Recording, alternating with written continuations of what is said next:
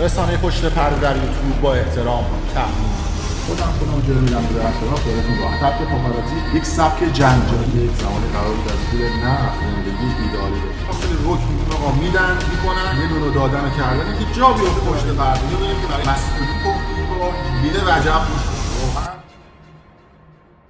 پشت پرده.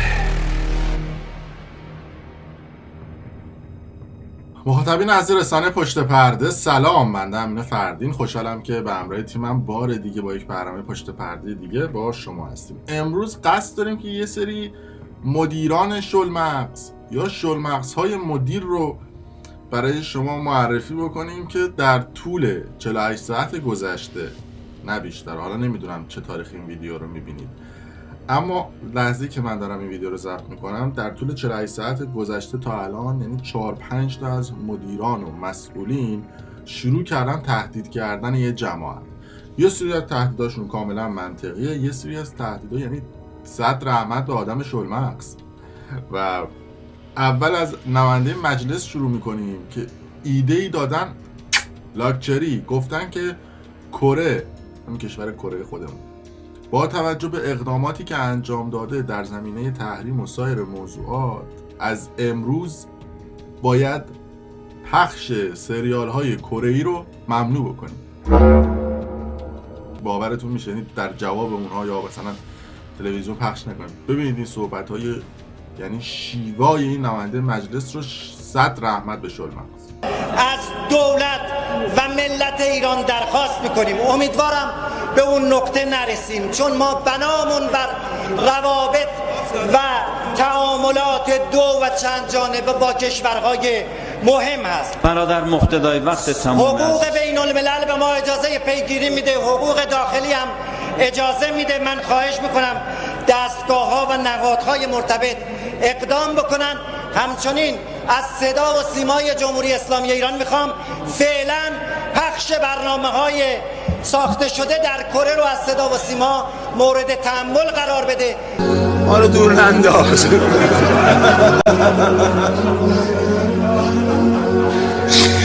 ما اینقدر به در نخور نیستیم.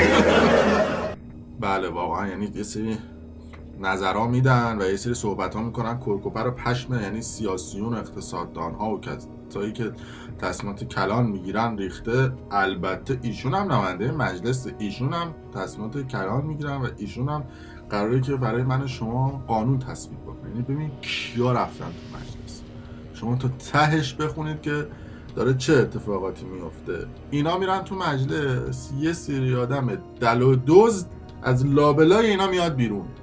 حالا ممکنه خود این نماینده مجلس هم دل و دزد نباشن، البته یه شخمی بزنیم پشت پردهشون مشخص میشه چه اتفاقاتی افتاده که به زودی هم این کارو میکنیم. اما خب یه سری آدما میبینن نه اسکل مسکل ان، رفتن نماینده مجلس شدن، میان در کنارشون میگن یه رانت لابی بکنیم. نمونهش میشه مثلا 2-3 تا از این 2-3 تا که در 12 تا از این اختلاس گرایی که اختلاس ریز 6.6 میلیارد یورویی انجام دادن که خانم مرجان شیخ الاسلامی و علی اشرف ریاحی و امثال اینا هستش که فرار کردن رفتن خارج از کشور. و جالبه از خارج از کشور پیام میفرستن برای قاضی ها و قضات دادگستری و تهدیدشون میکنن. یعنی اون تهدید قبلا داشته باشید، این یه تهدید دیگه است. و قاضی مسعودی مقام که پرونده اینها رو داره بررسی میکنه اومد و جواب این تهدیدها رو این گونه داد. تذکری به متهمین به خصوص خانم مرجان شیخ الاسلامی و آقای علی اشرف ریاحی میدم که دست از تهدید بردارید. هشدار قاضی پرونده شرکت بازرگانی پتروشیمی به متهمان متواری و حاضر در جلسه دادگاه. این اقداماتی که شما دارین انجام میدید اقدامات تهدیدآمیز نسبت به قضات محکمه و از خارج از کشور و داخل کشور تماس میگیرن، خودداری کنن از این کارا. به جای این اقدامات سعی کنن که اموال تاراج رفته بیت المال رو برگردونن. امروز نوبت به اخذ آخرین دفاعیات وکیل متهم علی اشرف ریاحی رسید. او متهم به معاونت در اخلال ارزی است که در جریان رسیدگی پرونده متواری شده. استدعای رسیدگی منصفانه و عادلانه و صدور حکم شایسته رو داره. موکل شما را بارها احضار کردیم، بهشون هم وقت مکفی داده شد جهت حضور، ولی گو این که بهش گفتن حاضر نشوید. متهم خیریزاده هم در دفاعیاتش به شرکت‌های مدیران وقت PCC در کشورهای خارجی اشاره کرد که با ارزهای حاصل از فروش محصولات پتروشیمی راه اندازی کردند. چند تا نامه به خود آقای شریفی زدم که آقا شما مراقبت کنید.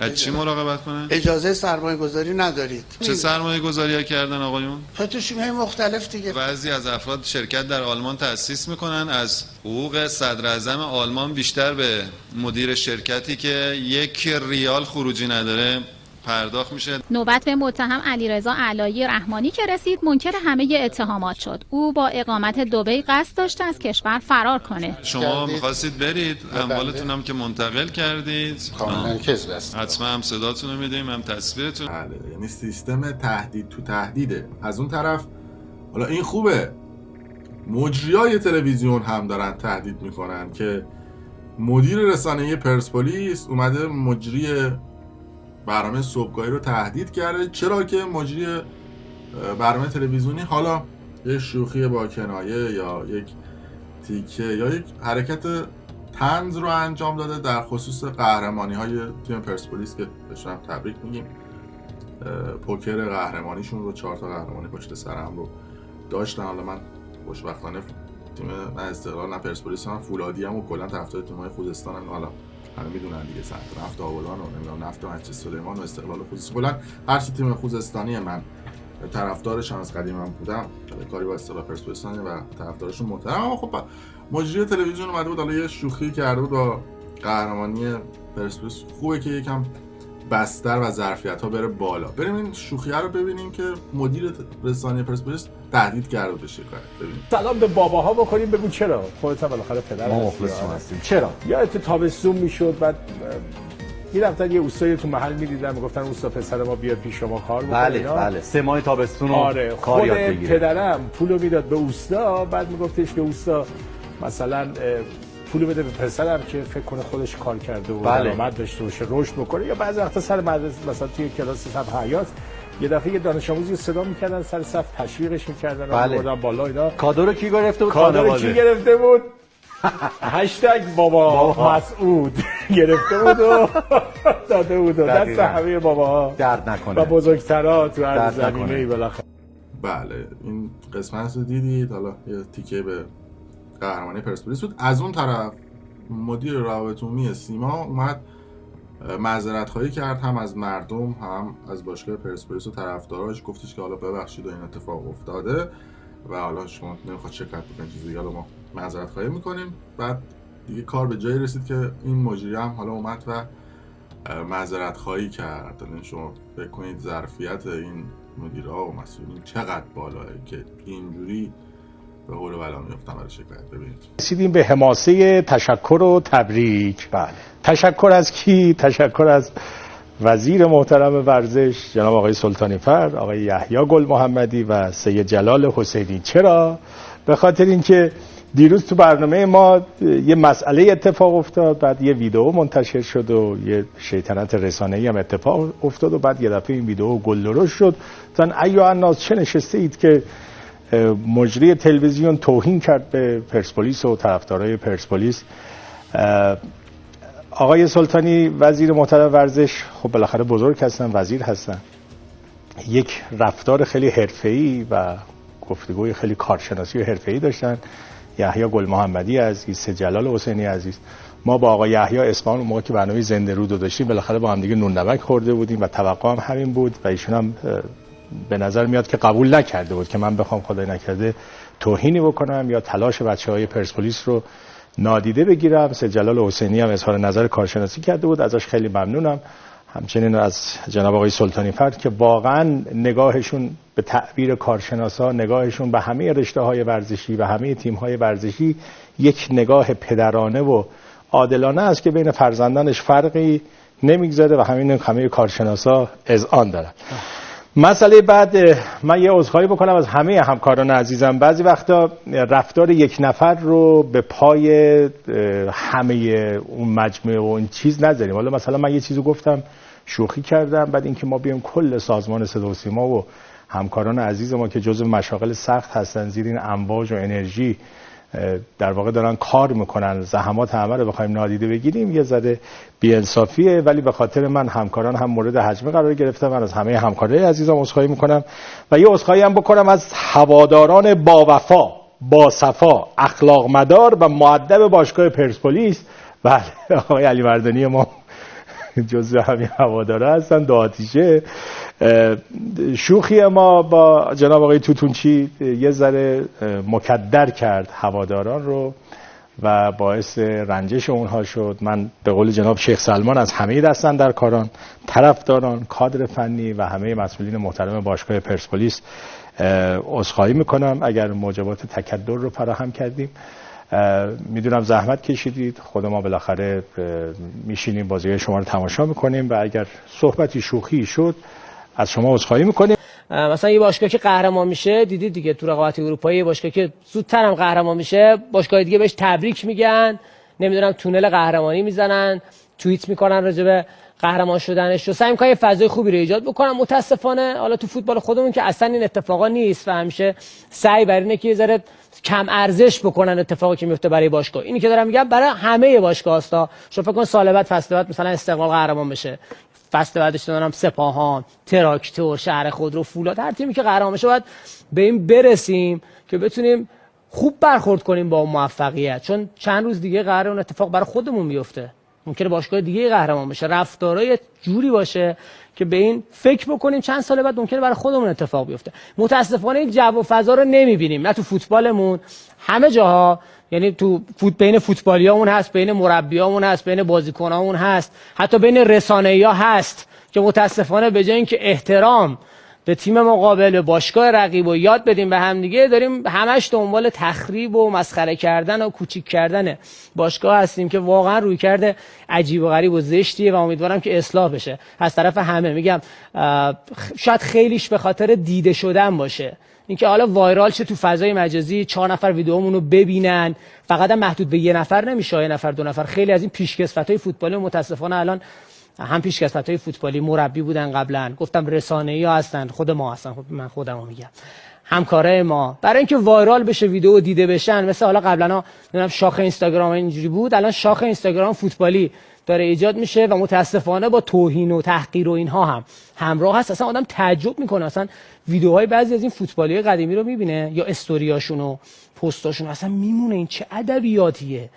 مثلا واقعا عجیب و غریب. یعنی آدم خب قراره چند روز دیگه مثلا مربی یه تیم پایه بشه، یا مثلا قراره که یه تیمی رو رهبری بکنه، قراره که کار یاد بده به نوجوان و نونهال و اینا، با این ادبیات و این روی کرد به نظرم کار به جای نمیرسه. حالا اینا خوبه، حالا یه عده اومدن گفتن که آقا شمایی که میاد اینو اونو تهدید میکنید، نمیدونم قاضی و نمیدونم کره و سریالا و این چیزا رو، چرا این دل و دزدا رو تهدید نمیکنید؟ یهو خبر رسید که اختلالگران ارضی رو تهدید کردن، یه 150 نفرشون رو، آخر ما نفهمیدیم 100 یا 150 نفر اختلالگر ارضی، 50 نفر این وسط اشانتیون گذاشتن که مثلا طرف عمه، خاله، عمو، دایش، آقازاده مثلا رانت و لابی داشته باشه بخواد از تو لیست بیاد بیرون. 50 تا اون وسط گپ لابی گذاشتن و گفتن که اختلالگران ارضی رو تهدید کردن که بیان این ارزهای دولتی که از نیما گرفتن پس بدن، که گفتن این یه روشی برای بالا بردن قیمت ارز، چون اختلالگرا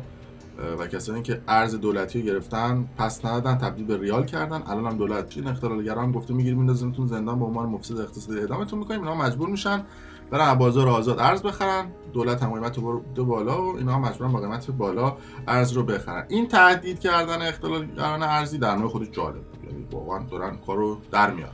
ببینید در هفته گذشته 11 نفر از اخلالگران نظام ارزی و کسانی که با قاچاق عمده ارز و طلا و خرید و فروش غیر مجاز اونها مرتکب اعمال مجرمانه‌ای شده بودند، در شعبه سوم ویژه رسیدگی به اخلالگران نظام اقتصادی محکومیت قطعی پیدا کردند.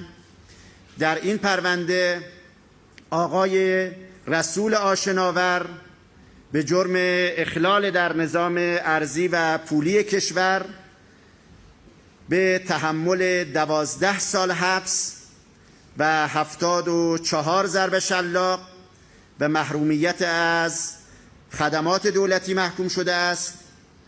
آقایان لقمان عطاری، حسن اسماعیلی پور، یوسف زکی، خالد حسنی، ابوبکر آشناور و وفای آشناور نیز هر کدام به جرم مشارکت با متهم ردیف اول در اخلال در نظام پولی و ارزی و همچنین برخی از این افراد به جهت قاچاق سازمان یافته و عمده طلا هر کدام به تحمل 12 سال حبس، 74 ضرب شلاق تعزیری و محرومیت از خدمات دولتی محکوم شده‌اند.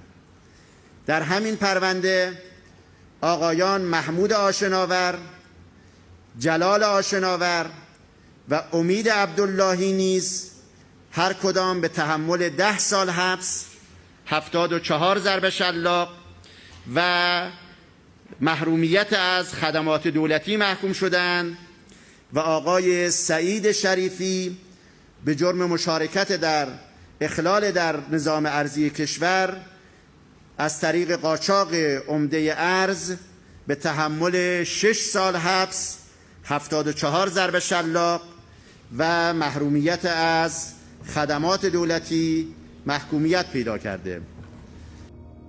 بله دیدید دیگه چجوری دارن اختلالگران ارزی رو هم تهدید میکنن. حالا این خوبه این تهدیدایی که میکنن به این نتیجه برسه. جالبه بدونید که توی بودجه کشور هم سانسور میکنن و یه عده رو تهدید میکنن به اینکه کسری بودجه رو افشا نکنن.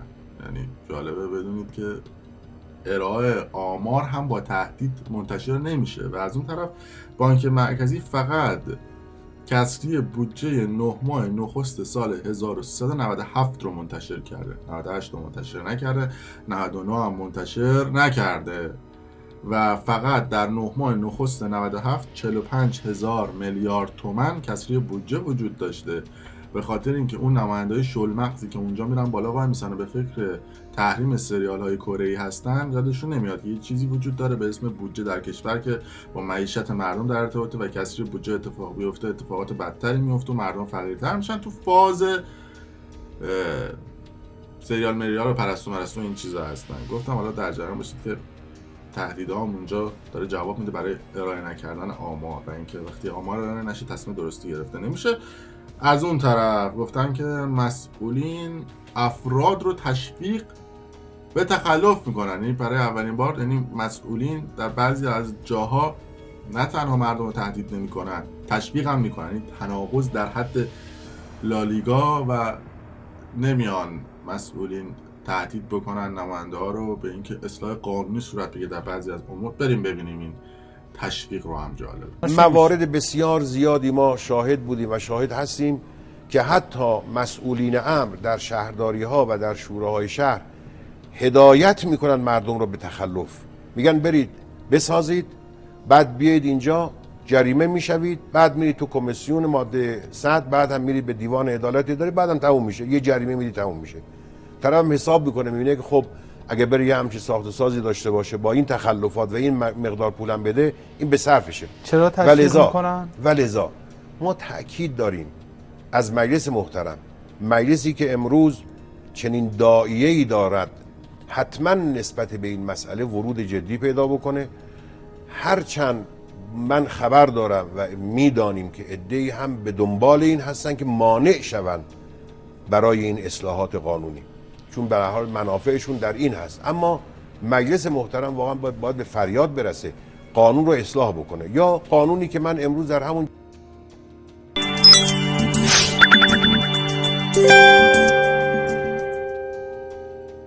بله این تهدیدها و تشویق‌هایی که دیدید در این ویدیو تنها در 48 ساعت گذشته اتفاق افتاده. یعنی با تهدید کارو میبرن جلو، نه منطق وجود داره توش، نه تحلیل وجود داره توش، نه هیچ. این اونو تهدید میکنه، اون اینو تهدید میکنه، بدون اینکه یک ریشه یابی دقیق صورت بگیره برای اینکه بخوان هر چیزی رو منطقی و علمی برن. در صورت مرسی که تا این لحظه با رسانه پشت پرده همراه بودید. و این پکیج تهدیدها رو دیدید و اگر دوست داشتید ویدیو رو لایک کنید، به اشتراک بذارید. ممنون که تا این لحظه با ما همراه بودید. خوشتون هم نیامد دیسلایک بکنید، کامنت بذارید، خوشم در صورت مرسی که با ما همراه بودید.